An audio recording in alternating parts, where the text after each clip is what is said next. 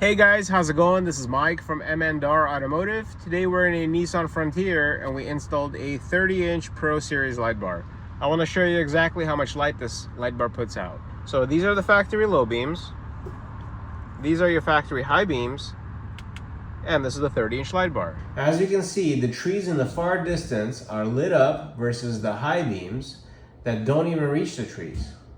It is more of a spot beam pattern. It has large reflectors, so it's capable of casting light a lot further in the distance. So instead of spreading light up close, this bar is built to really throw light down the trail, which is exactly what you want when you need to see further ahead at higher speeds or in a wide open area.